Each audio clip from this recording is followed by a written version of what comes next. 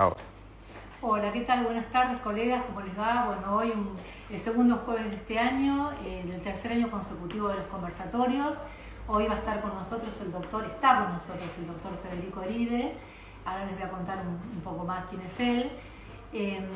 Lo importante y lo que nos gustaría que sepan es que a partir de ahora, los jueves, algunos jueves que los colegas también puedan, vamos a hacer el vivo desde la editorial Ediciones de ID en Talcahuano y Lavalle, como es el caso de hoy. Hoy nos visita el doctor Federico Eribe, él es secretario del Juzgado Civil y Comercial número 2 del Departamento Judicial de General San Martín.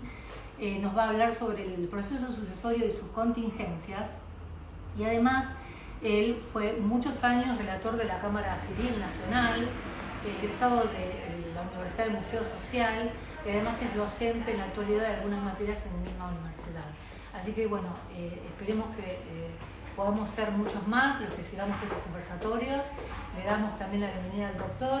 Te agradecemos que te hayas venido hasta acá, porque trabajás de San Martín a Capital Federal. Bueno, gracias por venir. No, al contrario, muchas gracias a vos por la convocatoria y a Ediciones de ID que nos están tratando fabulosamente bien y generan este ámbito de capacitación que tiene muchas ventajas. Lo que hablábamos hace un instante, mucha gente del interior que estaba interesada en el tema y esto nos permite acercarnos un poco más, estar un poco acortar distancias de alguna manera. Así que muchísimas gracias. El tema que hemos elegido para conversar hoy es el proceso sucesorio y sus contingencias. Un tema que como charlábamos es amplio, un tema que se puede encarar desde distintos aspectos, pero hemos seleccionado algunos tópicos y un tema que me parece de relevancia es el tema de la competencia en el proceso sucesorio. ¿Y por qué? Porque también es un tema bastante federal. Tenemos una ventaja y una desventaja, si se quiere, a partir del año 2015. Con la reforma del Código de Vélez, con el dictado del nuevo Código Civil y Comercial, se da la particularidad que el Código de Fondo incorpora normas procesales. Eso es una ventaja, porque federaliza la cuestión. La desventaja, de alguna manera, si nos escucha algún constitucionalista, diría que es un poco ceder en las autonomías provinciales, ¿no? Porque las provincias han delegado el dictado de las normas fondales, más no así las procesales. Pero vamos a utilizar la parte buena, que es la que nos permite que sea de donde sea los colegas que estén compartiendo, tengamos todos la misma ley aplicable. Y la competencia en materia sucesoria es la misma en todo el país. La competencia... Pasó muchísimo con los temas de familia también, hay muchas normas procesales. Muchísimas normas procesales, de hecho, muchísimas normas procesales que no fueron acompañadas por los códigos provinciales de procedimiento. De hecho, si nosotros vamos al ámbito de la provincia de Buenos Aires, la publicación edictal sigue estando prevista durante 3 días. Y el Código Civil y Comercial nos dice que la publicación de edictos para convocar eventuales acreedores o herederos va a ser por un día. Es un código del año 2015 que cohabita con códigos procesales, no en todas las provincias, pero sí en muchas de la década del 70. Con lo cual ahí ese desfasaje temporal se nota y nos toca a los operadores de un lado del otro del mostrador ver cómo eso lo podemos amalgamar y hacer que todo el sistema tenga una coherencia. Así que en todo el país lo concreto es que el último domicilio del causante fija al juez que tiene competencia en materia sucesoria. Eso lo sabemos todos y por el nivel seguramente de quienes nos están oyendo no vamos a ahondar en eso. Sin perjuicio de lo cual hay un tema muy interesante que a caballo de esa competencia después del último domicilio tenemos una de las excepciones a las reglas generales y especiales de atribución de la competencia, que es el fuero de atracción. También la grabación se inició hace un momento, pero la charla ya viene hace un rato. Charlábamos esto, que el proceso no tenemos que perder de vista que el proceso sucesorio es un proceso universal como son los procesos concursales. En nuestro ordenamiento jurídico tenemos solo 2 procesos universales. Vale decir que atraen por definición todas las relaciones y situaciones jurídicas que tengan que ver con el deudor en un caso, en nuestro caso con el causante. En el primer caso hablaríamos de procesos concursales, preventivos o liquidativos, en nuestro caso de proceso sucesorio. ¿Por qué son procesos universales tanto en uno como en el otro caso? Bueno, porque la finalidad, si bien distinta, es análoga. Se busca atraer al juez competente todos los procesos en que esté comprometido el patrimonio del sujeto procesal para en un determinado momento poderle sacar una foto, poderlo congelar y una vez que lo tenemos determinado poderlo dividir. En el caso de los procesos concursales, como esa es tu especialidad, yo voy a hablar un poquito de eso. No tanto, ¿eh? Bueno, pero seguro más que yo. Seguro más que yo. En el primer caso, en los procesos concursales, bueno, el patrimonio lo queremos fijar para parcelarlo entre los acreedores y que puedan cobrar sus acreencias. En el caso del proceso sucesorio, también le vamos a pagar a los acreedores, si es que los hubiere, y si no, el patrimonio lo vamos a repartir entre los herederos. Este carácter de universalidad del proceso sucesorio tiene como consecuencia, decíamos, la vigencia del fuero de atracción. ¿Qué significa el fuero de atracción? Que vamos a traer ante el juez del sucesorio todas las relaciones jurídicas, patrimoniales, algunas incluso extra patrimoniales, en que el causante hubiese sido parte. Sin embargo, es un error recurrente que vemos en los tribunales, que se pretende traer todos los juicios al sucesorio y de una manera inorgánica. En principio, lo que hay que dejar expresamente claro es que el proceso sucesorio ejerce el fuero de atracción solo de manera pasiva. Vale decir que van a venir al juez del sucesorio todos aquellos procesos en que el causante sea demandado, no aquellos en que el causante o sus herederos tengan legitimación activa. ¿Sí? El fuero de atracción solo funciona cuando la legitimación, sea del causante o de sus sucesores, en su carácter de tales, sea pasiva. Y lo segundo es que el fuero de atracción no implica que todas las pretensiones van a canalizarse dentro del proceso sucesorio en sí, sino que el fuero de atracción lo que significa es que van a tramitar ante el mismo juez del sucesorio, pero no dentro del sucesorio, sino por la vía procesal que a cada proceso le corresponda. Partamos de la base. ¿Podés dar un ejemplo del error más común que se comete? El error más común es que denuncian como integrante del acervo sucesorio un determinado bien. Sí. En el primer escrito. En el segundo escrito te dicen que está intrusado, a los 3 días tenés sorteado un desalojo donde piden la radicación directa por el fuero de atracción ante el juez del sucesorio. Nosotros, desde el juzgado, ¿qué le decimos? Que no se da un supuesto de fuero de atracción, tampoco se da un supuesto de conexidad, ergo se devuelve a la Receptoría General de Expedientes Local para que proceda a sortearlo y le toque al juzgado que le toque. Yo te voy a decir, si me permitís, ¿por qué hacemos eso los colegas que estamos Supongo que por una cuestión de concentración.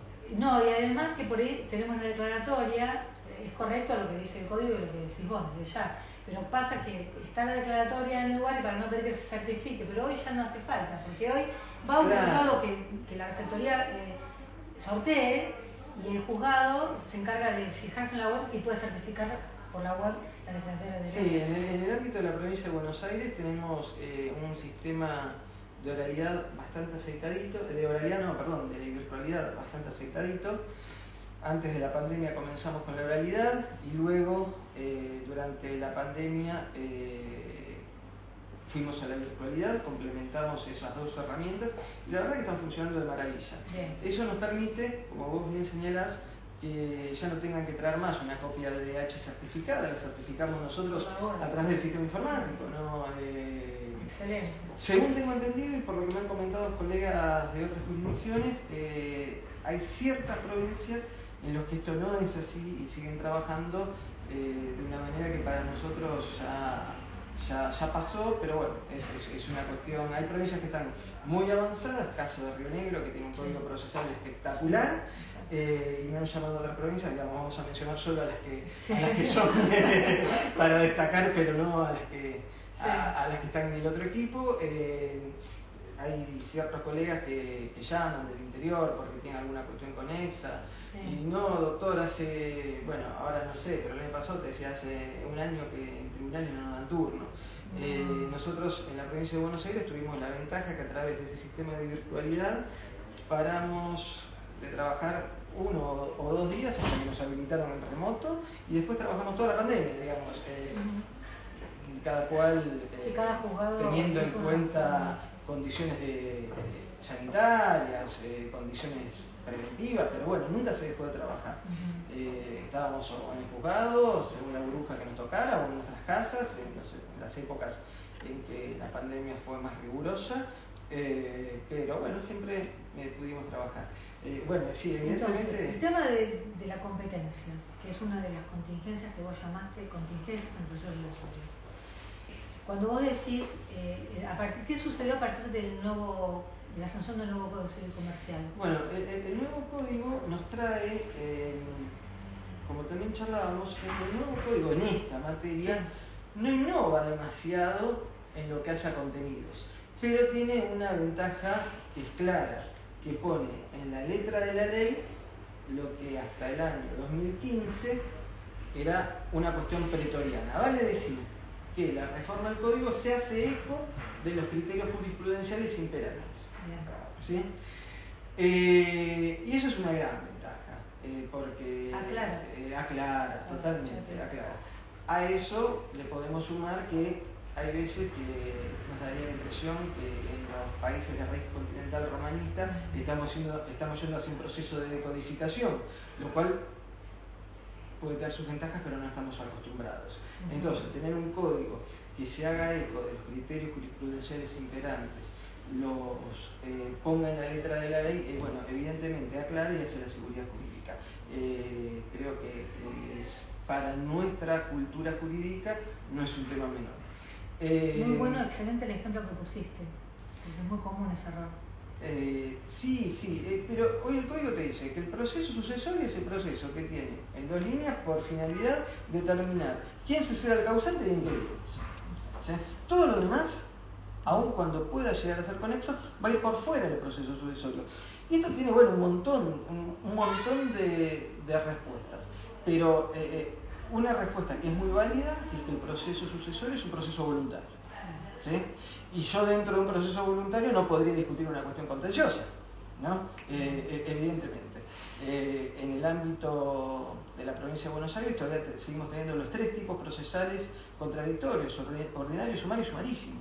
O sea que eventualmente cualquier cuestión que se pretendiese discutir podría ir por cualquiera de esos 3 tipos procesales contradictorios. Pero, por ejemplo, en una asociación en donde se suscitan temas relacionados con los bienes, que hay un administrador, se forma un incidente de rendición de cuentas, efectivamente, claro, o un incidente de verificación, o bueno, cualquier... Sí, toda cuestión.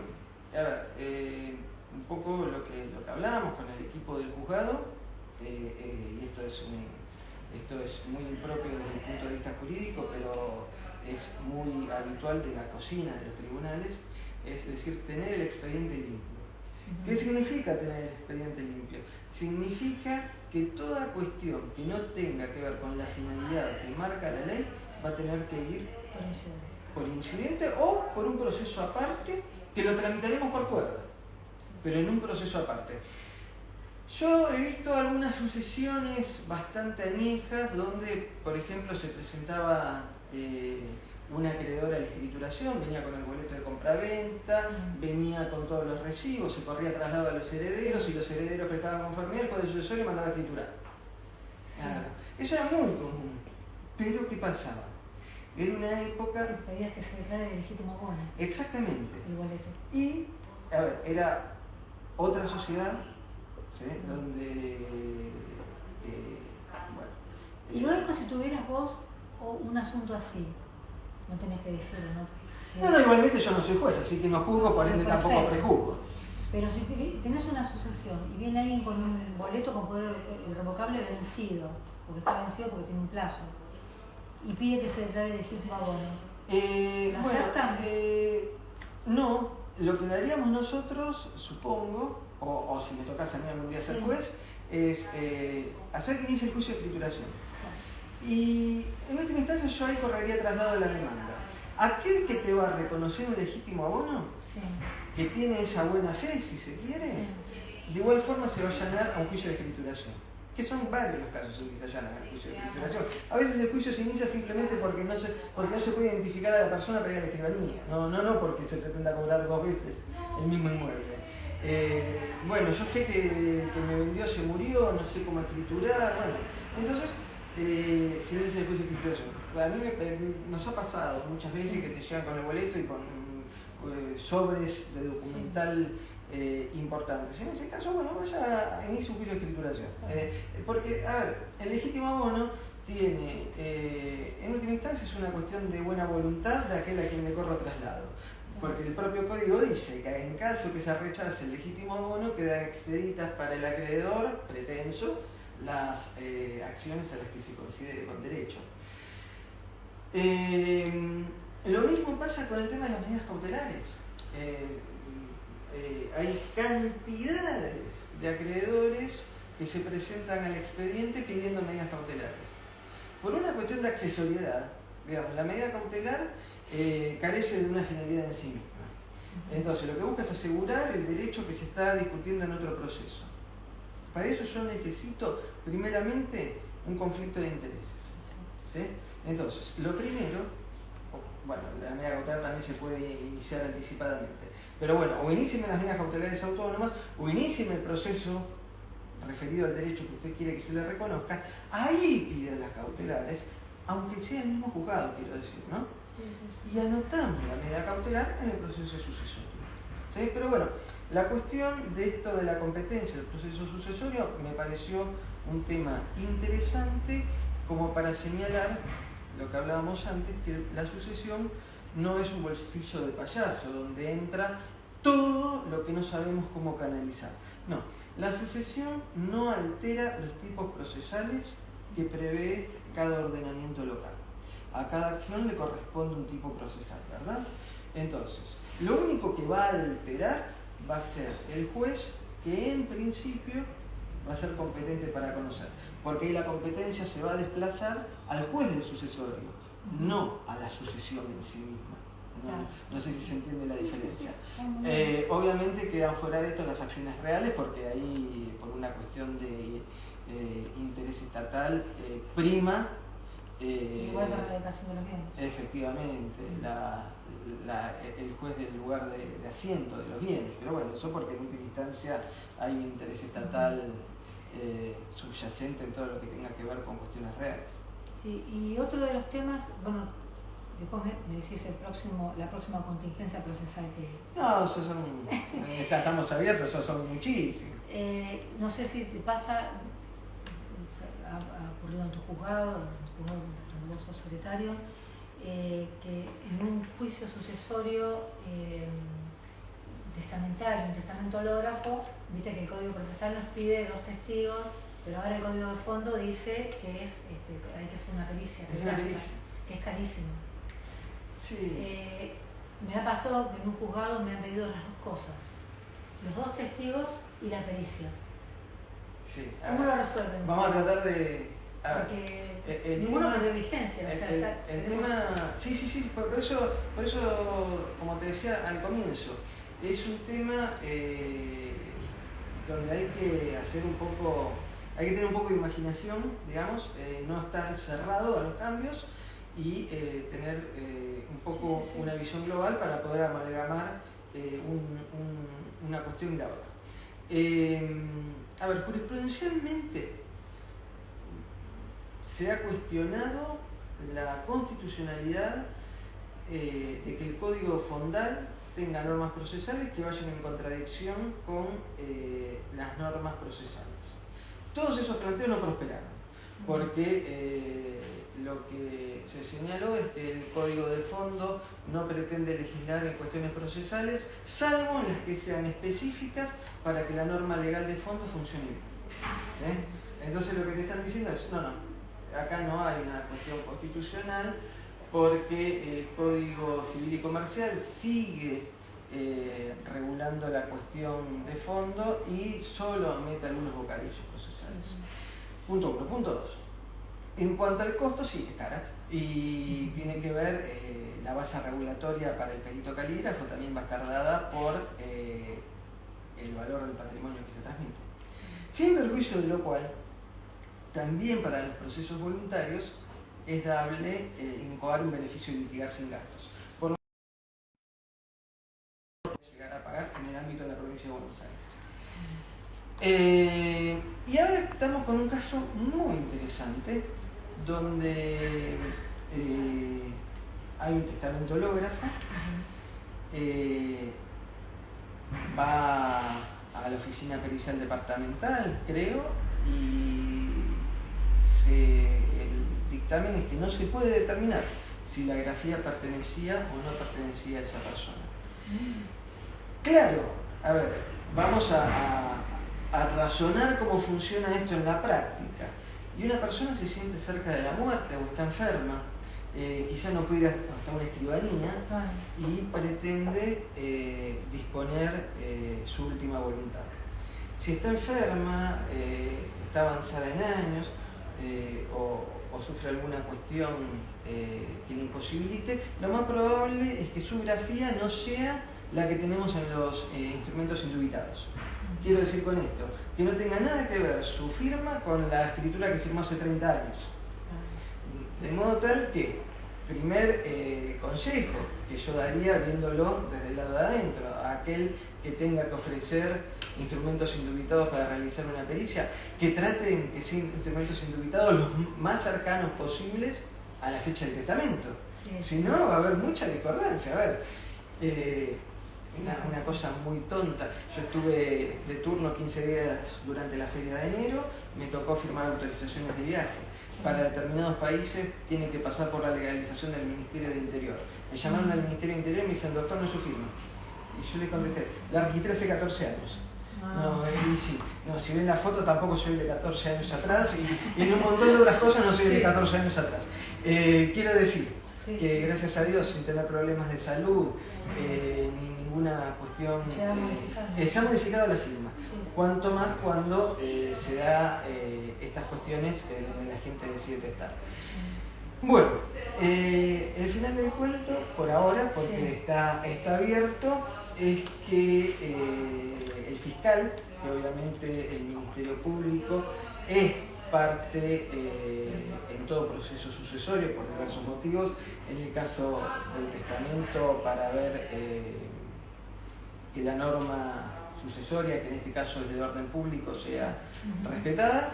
El Ministerio Público nos ha señalado que abramos la posibilidad para que se ofrezcan nuevos instrumentos indubitados. Vamos a ver si se acercan y cómo da una nueva pericia con nuevos instrumentos indubitados. Si llegara a dar mal, en el próximo conversatorio contamos el final. ¿Qué pasó? Claro, es difícil eso. Sí, es que hay veces que las cuestiones... Porque el testamento hológrafo se hizo muchos años atrás. También esa es o porque otra. se hizo muy cercano y no coincide. Claro. Esa o sea, a lo mejor sería cuando pasa una cosa así, que lo posible vaya a una escribanía y lo hagan por otro. Bueno, a ver, es evidente. Pero bueno, con el diario del lunes, que siempre uno intenta... Es contrafáctico a veces decir. Sí, definitivamente. Pero es muy bueno pero para sí, tener como en cuenta. en la facultad siempre señalamos, si a usted lo va a ver alguien y le pide que quiera hacer un testamento, a él hay que escatimar, ¿no? No es un gasto, es una inversión. Claro. Los colegas escribanos agradecidos y da una seguridad que obviamente no un testamento hológrafo, a lo cual se le agrega que el testamento hológrafo se puede deteriorar, que nos ha pasado una vez. Para que el testamento hológrafo no se deteriore, nos trajeron un testamento hológrafo plastificado y no se puede peritar. Claro. Algo que está plastificado no se puede peritar. ¿Por qué? Porque la pericia caligráfica no tiene en cuenta solo la similitud de la letra, tiene en cuenta un montón de otras cosas más. Sí, porque por ejemplo, aparatos, a ver si la tinta está puesta sobre, si lo imprimieron la antes. presión que se hace al escribir, claro, que tenga coherencia del comienzo al final. Sí. Por eso el testamento holográfico nos pide que sea íntegramente de puño y letra, con lugar, fecha, la disposición testamentaria y la firma. Sí, puede ser que haya falta de ortografía, puede ser que lo escriba en diferentes momentos, pero que tenga una continuidad, pero cuando se cierre. De hecho, cuando nosotros lo mandamos a protocolizar el testamento hológrafo, cuando el fiscal nos da el ok para aprobarlo en cuanto a sus formas y con eso poder protocolizarlo y poder citar por edictos eventuales acreedores o herederos, muchas veces el escribano transcribe texto ilegible. Y en la medida en que el texto ilegible no sea algo que haga a la esencia del testamento, no habría ningún inconveniente. Pero sí nos ha pasado también, porque bueno, al cabo de 22 años de justicia, uno ve diversas cuestiones en los diversos cargos que uno ha tenido, ¿no? El caso de una señora que se presenta como beneficiaria del testamento hológrafo. Era imposible ver su nombre en ese testamento holográfico. Era inentendible, pero habían tenido la previsión de poner su número de documento. Eso nos permitió confrontar el documento que nos trajo con un informe que pedimos a la Dirección de Registro Civil para ver la matrícula de esa persona, lo constatamos y hubo que sacar una resolución al validar el testamento, que si bien no se leía el nombre, se dejaba constancia que conforme se había informado el organismo pertinente, bueno, en aquel momento era Fojas, la matrícula correspondía a la que se había presentado como beneficiario. ¿Por qué fue a la asesoría pericial el asunto? Porque en general se sortea un perito de la matrícula, que la parte pidió porque lo tenía para pagar un perito de la muchas veces lo pide y en la medida en que... Porque siempre es mejor un perito caligráfico depende. Está bien, tal vez sale más, ¿no? Depende también mucho. La asesoría pericial de San Martín tiene una tradición en excelentes calígrafos.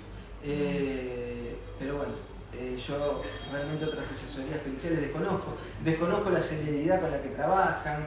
El problema es que, bueno, que tienen las asesorías periciales ordinariamente es mucho cúmulo de trabajo, porque no están solo para el fuero civil, están para todos los fueros.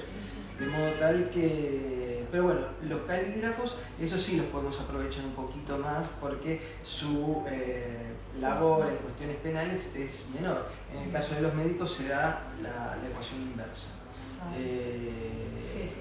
Y tienen muy buen nivel, pero para nosotros es una garantía. Si la parte lo pide, nosotros se lo pasamos. Si la asesoría pericial nos indica que el dictamen lo va a poder hacer conforme su agenda recién de acá a 6 meses, ahí nombramos un perito de la matrícula. Ese es un poco... ¿Quieres comentar alguna otra contingencia? Sí, bueno, las contingencias que se dan en materia de partición, que también son cuestiones muy interesantes, y el código ahí sí ha avanzado mucho, si bien sigue teniendo, si bien redicta muchas cosas interesantes del código de Vélez, que tienen que ver con la partición en especie, con evitar la partición antieconómica.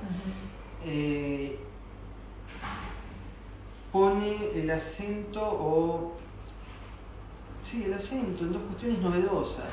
Una tiene que ver con la atribución preferente de acuerdo al destino que tenía ese bien durante la vida del causante.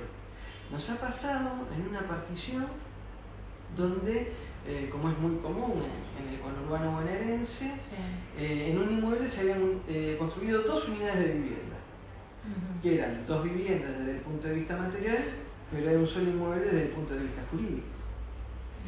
En una había vivido toda la vida el causante con su esposa, en la otra su hijo, con su familia. Muere el causante, muere su esposa, y la partición, muere su hijo también, y la partición la tenemos que hacer entre una hija que tenía este matrimonio y todos los sobrinos que habían vivido toda su vida en el piso de arriba de sus abuelos. Nombramos partidor, una abogada de la matrícula, con la asistencia de un martillero, tasan, y con la asistencia de un agrimensor proponen la eventual, en aquel momento, claro, la afectación a la ley 13.512, sería la constitución del derecho real de propiedad horizontal, sí.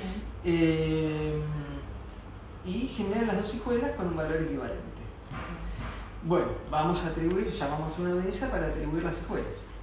La persona que no vivía en el inmueble, vale decir la hija de este matrimonio, dice, bueno, yo no tengo ningún problema, yo quiero la casa de arriba. ¿Qué era donde había metido toda su vida a sus sobrinos?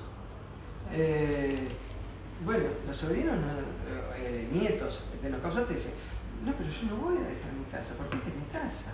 Al margen de que la otra valga lo mismo, este baño lo hizo mi papá.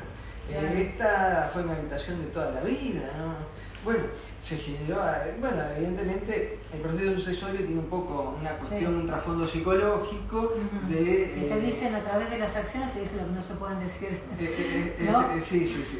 Tiene esa cosa de que nosotros siempre hacemos hincapié en las audiencias que es un proceso patrimonial, no es un proceso de familia. Es un proceso patrimonial derivado de relaciones de familia, es cierto, pero es patrimonial. Bueno, para evitar de esa forma que a través de querer saldar cuestiones personales lleguen a un resultado antieconómico. Bueno, lo concreto es que antes, esto fue antes, varios años antes de la reforma del Código, cuando llega el momento de resolver, en última instancia, porque las partes no se habían puesto de acuerdo, cuando las partes no se ponen de acuerdo acerca de la partición, en que parte es el juez, el juzgado resuelve la atribución conforme al destino, que es ni más ni menos que lo que el Código incorpora como atribución preferencial en el caso de la partición. Fue apelado y la Cámara lo confirmó. Eso a mí me parece que ha sido un avance del Código. Otro avance, y eso lo charlamos los otros días, es la posibilidad que el cónyuge supérstite tenga la atribución preferencial cuando hay establecimientos que generan los ingresos. Digamos, que la fábrica no se le pueda sacar a la esposa o al esposo superviviente. Establece la indivisión por 10 años. Efectivamente. Y también algo interesante que también el nuevo Código Civil Comercial introdujo fue la licitación en la sociedad. Bueno, eso me encantaría alguna vez. Sí, yo lo he visto siempre en la teoría, en la práctica solo en procesos concursales, pero bueno, es un lindo sistema, ¿no? Porque se evalúa el bien que pretende un heredero y si... Cada uno ofrece y se inicia una postura, efectivamente, se inicia... porque hay un bien que las dos partes se lo quieren quedar. Sí. Lo quieren los dos, ninguno lo quiere vender, lo quieren los dos. Ninguno quiere pagar lo que vale, bueno, entonces liciten. A ver, ¿cuánto vale? Va a venir alguien que lo va a evaluar, va a fijar la base, y luego será el mejor postor. Exactamente, ¿no? Y se terminó el asunto. Y eso es un procedimiento lógico, y además el código tiene muchos dispositivos para evitar esas cosas que la gente le dice a uno en un asado. No, tengo la sucesión de mis padres, ya va por los 10 años. Y uno me hace decir, ¿por qué 10 años una sucesión? Sí, claro. Salvo que aparezcan nuevos bienes todo el tiempo, ¿no? Pero si no, no habría razón para que un proceso sucesorio dure tanto tiempo. Así que bueno, me parece que esas son dos cosas muy interesantes. Ya que estamos en el salón dedicado a los libros de género de la editorial, también me parece que hay dos cuestiones que no son netamente de género, pero sí que tienen una cierta vinculación, que tiene que ver con el derecho real de habitación del cónyuge supérstite.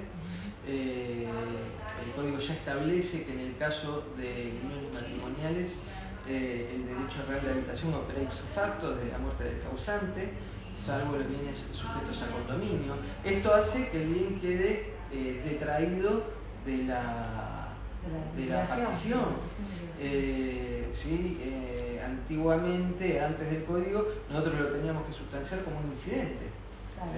y si había oposición había que resolverlo, y al resolverlo había que fundamentarlo. Ahora es directamente ipso facto, desde el momento el código da el derecho real de habitación gratuito y vitalicio para el cónyuge superártico.